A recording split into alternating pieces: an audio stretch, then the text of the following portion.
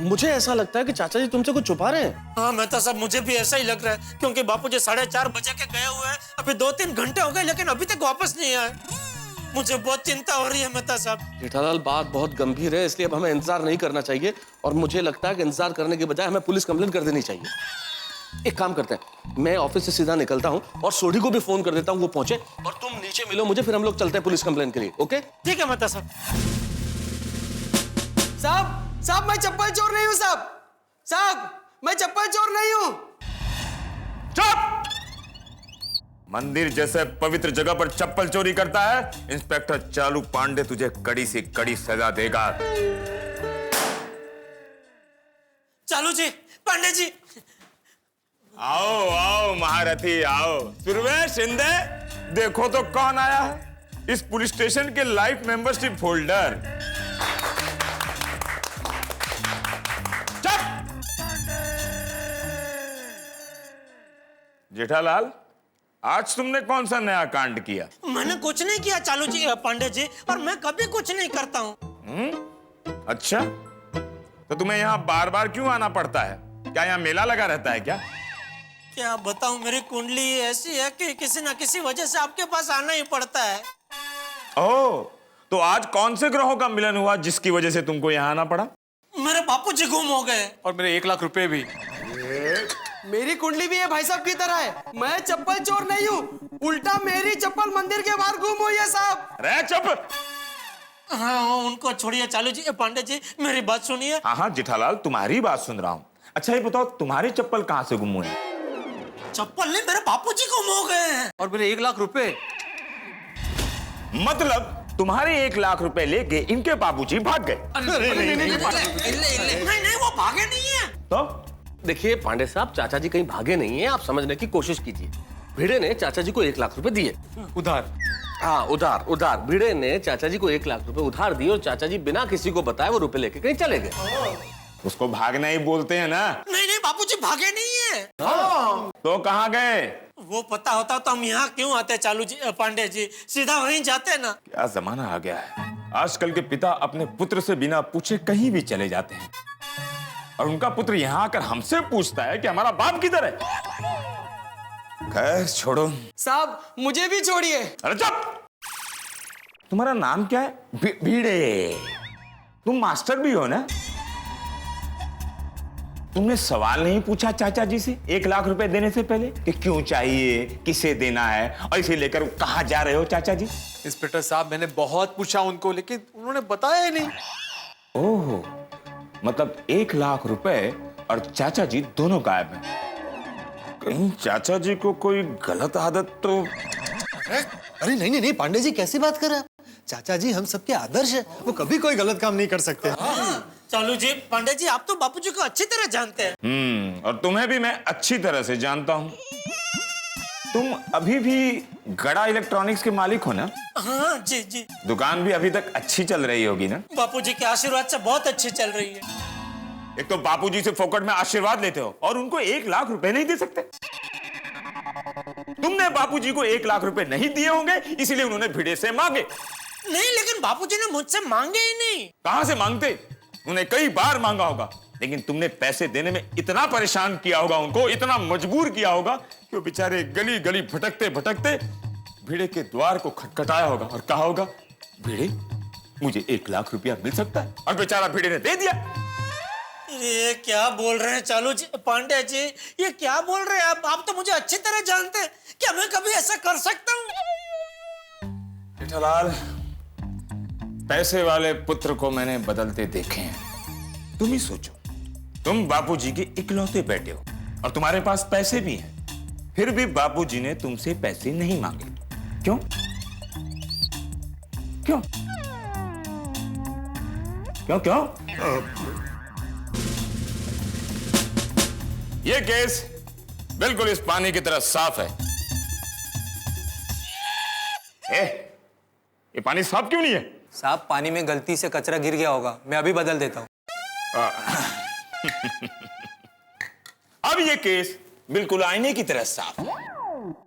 जेठालाल, तुमने चाचा जी को पैसे देने से इनकार किए, इसीलिए उन्होंने भिड़े से पैसे लिए और पैसे लेकर गुम हो गए। नहीं देखिए, बापूजी गुम होने के जिम्मेदार तुम हो, तुम हो। वो पांडे जी की गल कर रहे हो तुसी यार? और अस्सी वही बोल रहे हैं जो तुसी सुन रहे हो। ए पंजाबी जी, अरे चालू जी, पांडे जी, ये तो वही बात हो गई, उल्टा चोर कोतवाल को डांटे। क्या तुम कहना क्या चाहते हो? मैं चोर, तुम कोतवाल? नहीं, मेरे कहने का सिर्फ इतना मतलब है कि बापूजी मेरी वजह से गुम नहीं हुए हैं। और चुप! देखो, हमारा नाम है इंस्पेक्टर चालू पांडे। झूठ बोलोगे तो पड़ेंगे डंडे। जटाल को अंदर डालो। एक मिनट पांडे साहब, आप जरा सी हमारी बात समझने की कोशिश कीजिए। जेठालाल तो अपने पिताजी का इतना सम्मान करता है कि हम सबके लिए मिसाल है। वो तो बात बात में उनका आशीर्वाद लेता है। वो ऐसा कर ही नहीं सकता है। वो कभी नहीं कर सकता जी। अच्छा? अरे ऐसा आज्ञाकारी पुत्र आपको पाउडर गली में तो क्या पूरी दुनिया में नहीं मिलेगा। ओह, और इंस्पेक्टर साहब, अगर ये जेठालाल ने चाचा जी के साथ कुछ ऐसा वैसा किया तो हम गोकुलधाम सोसाइटी वाले ही उसको गोकुलधाम सोसाइटी से बाहर निकाल देंगे। देखिए इंस्पेक्टर साहब, आप जल्द से जल्द मेरे पैसों को और चाचा जी को ढूंढ निकालिए प्लीज। हाँ जी, कहीं ऐसा ना हो चाचा जी सचमुच किसी मुसीबत में हो और हम लोग यहाँ पे ऐसी बातचीत करते रहे। ठीक है, मैं अभी पेट्रोलिंग वैन पर चाचा जी की तस्वीर और सारी डिटेल भेज देता हूँ। थैंक यू चालू जी, पांडे जी, थैंक यू। और हाँ, 11 बजे तक चाचा जी नहीं आए तो तुम मुझे डायरेक्ट मोबाइल पे फोन करोगे, समझे? चलो। हाँ, चलो। नहीं, आप लोग निकलो, मैं यहीं बैठता हूँ। जेठालाल, तुम्हारे यहाँ रुकने से कुछ नहीं होगा। पुलिस को उनका काम करने दो, हमें चलना चाहिए। हाँ प्लीज, कंप्लेंट लिख लिया ना? पुलिस स्टेशन में फालतू में बैठने का नहीं। और पुलिस स्टेशन में बैठने का ही शौक है तो अंदर डालता हूँ। चलो अंदर। पांडे जी जा रहे जेठालाल, चलो भाई चलो। इन्होंने बताया ना 11 बजे तक चाचा जी नहीं मिले तो फोन करना, तो हम फोन कर देंगे। और अगर फोन नहीं लगा तो हम सीधा यहाँ आ जाएंगे। हाँ, लेकिन अभी चलो सोसाइटी में जाकर चाचा जी का इंतजार कर। चलो चलो प्लीज चलो आओ। आई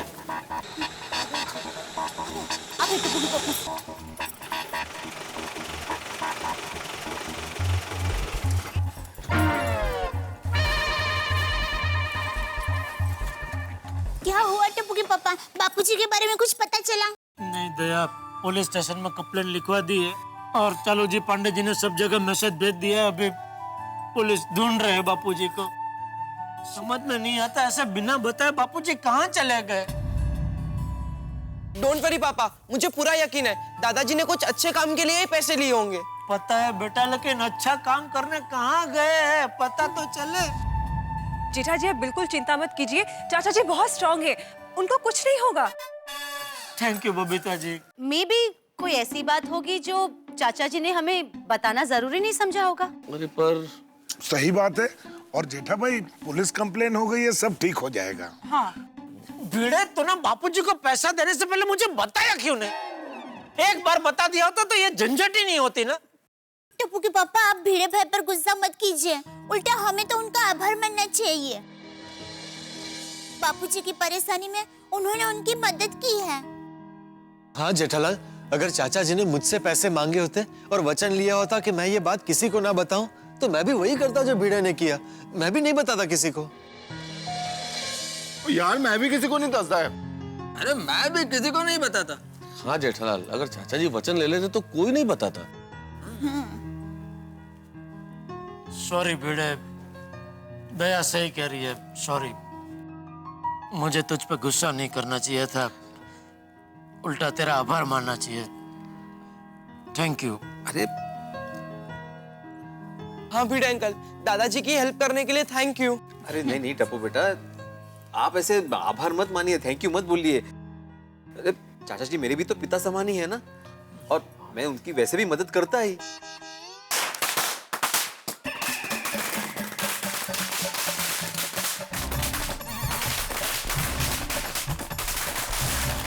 क्या हो रहा है भाई?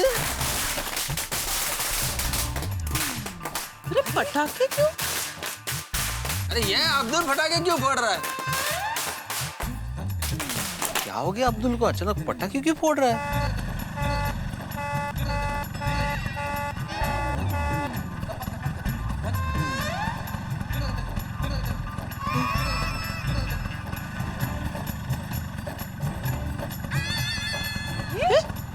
माधवी भाभी?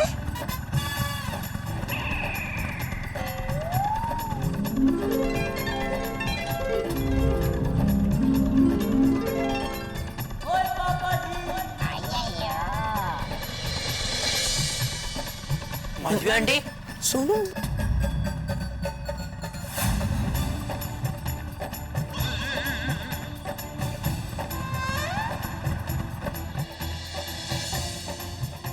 अरे माधवी भाभी और सोनू चमकते तमकते नए स्कूटर में। ओ पिड़ो, माधवी स्कूटर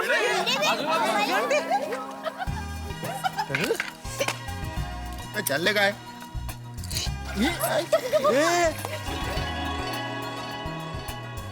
अरे चाचा जी भी साथ में ही है। दादाजी दादाजी बापूजी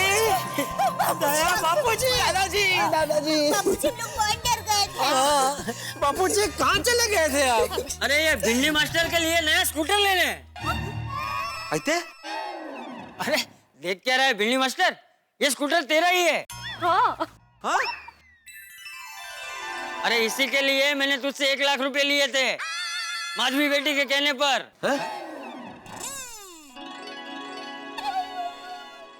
आहो, ये मेरा प्लान था। मैं आपके लिए 1 लाख रुपए से स्कूटर खरीदना चाहती थी, लेकिन आप थे कि मेरी बात मान ही नहीं रहे थे। आपके सर पे तो एक ही धुन सवार थी, पैसे इन्वेस्ट करना। और मुझे पक्का पता था कि आप सोसाइटी में से भी किसी की नहीं सुनेंगे सिवाय चंपक चाचा जी के। इसलिए मैंने उनको फोन किया और उनकी हेल्प ली। चाचा जी कुछ मत बोलिए, वहाँ मैं माधवी बोल रही हूँ। हाँ हाँ बोल रहा हूँ। सामने से कोई बोला? बापूजी कितने नसीब वाले हैं। कौन है बापूजी जो बार बार फोन करके बात नहीं कर रहा है? वो राम जी है फोन पे, उसे हमारी आवाज सुनाई नहीं दे रही थी, इसलिए फोन कट करके बार बार फोन कर रहा था। तुम लोग जाओ सो जा। ठीक। हाँ बोलो। चाचा जी मुझे आपसे एक मदद चाहिए। क्या? चाचा जी मैं इनको कब से कह रही हूँ कि इनके लिए नया स्कूटर खरीद लेते हैं। हाँ हाँ लेकिन ये है कि मेरी बात ही नहीं मान रहे हैं। तो प्लीज चाचा जी आप इनको समझाइए ना, और वो भी कल के कल। हाँ कल ही इनके लिए स्कूटर खरीदनी है चाचा जी। क्या? हाँ, क्योंकि कल का दिन हमारे लिए बहुत खास है। कल हम दोनों पहली बार मिले थे चाचा जी। लेकिन चाचा जी प्लीज आप मना मत कीजिए, प्लीज। देखिए आपके सिवा इस सोसाइटी में ये किसी की बात नहीं मानेंगे। प्लीज आप मेरी मदद कीजिए ना चाचा जी, प्लीज। ठीक है, कितने पैसों का इंतजाम करना होगा? 1 लाख रुपए।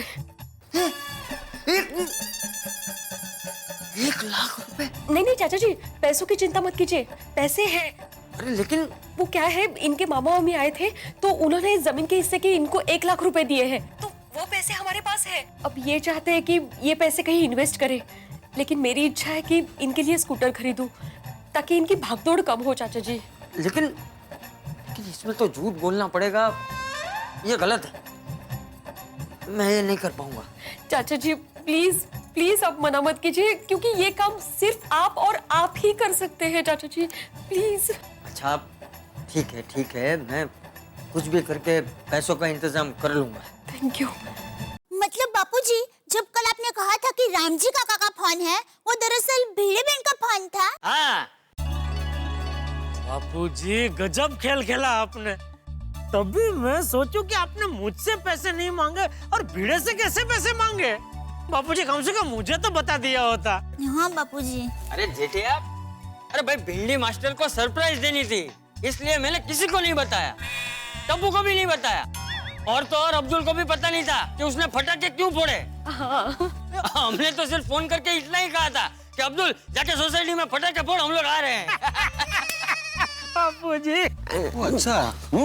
लेकिन माधवी तुम तो जानती थी ना कि मुझे वो 1 लाख रुपए लोनावाला में सेकंड होम में इन्वेस्ट करने थे। अब मेरा वो सपना तो सपना ही रह गया ना।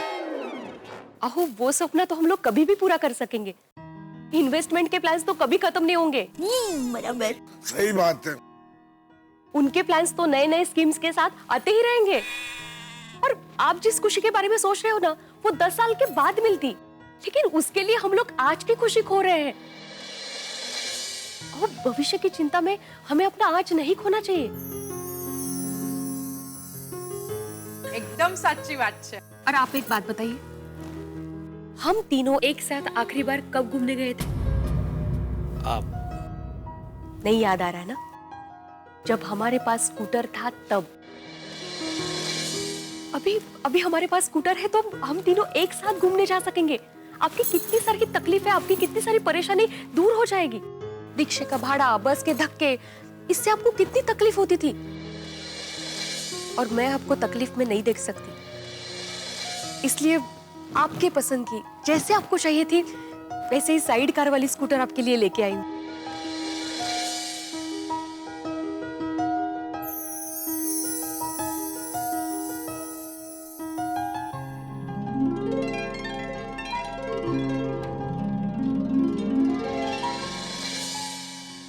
माधवी बेटी की बात एकदम बराबर है भिंडी मास्टर। अरे भाई, भविष्य की चिंता में हम आज की खुशियों से समझौता क्यों कर रहे हैं? हमारा वर्तमान अगर सुखद होगा तो भविष्य अपने आप सुखद हो जाएगा। बापूजी। हाँ।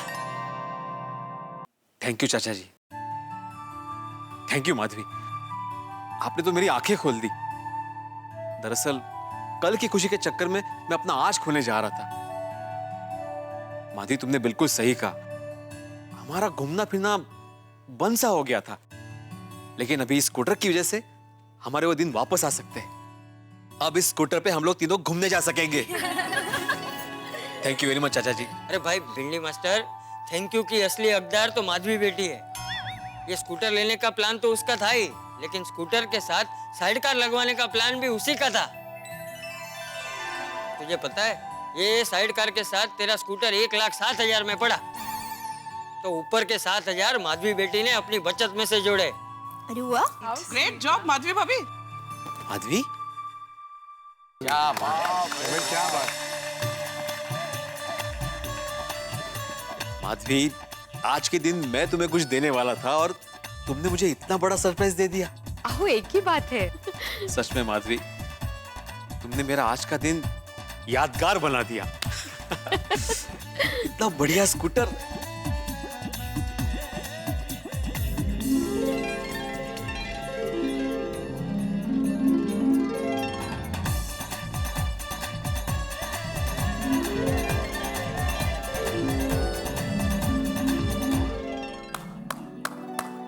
ये तालियां चंपक चाचा और माधवी भाभी के लिए, भाई भिड़े को स्कूटर का सरप्राइज देने के लिए। दोस्तों, जब खुशी अचानक मिलती है ना, तो खुशी का मजा दुगना हो जाता है। वैसे आपको आज एक बहुत बड़ी खुशी का मौका हम देते हैं। जरा चलिए अहमदाबाद।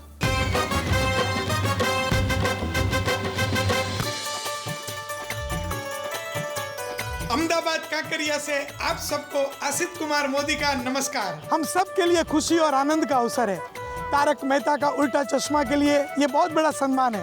हमारे आपके सबके प्यारे श्री तारक मेहता जी को भारत सरकार ने पद्मश्री अवार्ड से सम्मानित किया है।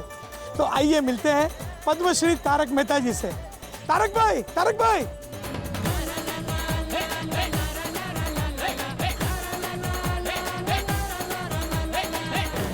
तारक भाई, आपको गोकुलधाम सोसाइटी की ओर से, तारक मेहता का उल्टा चश्मा की पूरी टीम की ओर से, सब टीवी की ओर से और हमारे प्यारे दर्शकों की ओर से आपको ढेर सारी बधाई और हृदयपूर्वक अभिनंदन। आज हमारे पद्मश्री तारक मेहता जी के लिए और उनके सारे परिवार के लिए बहुत बड़ा खुशियों का अवसर है।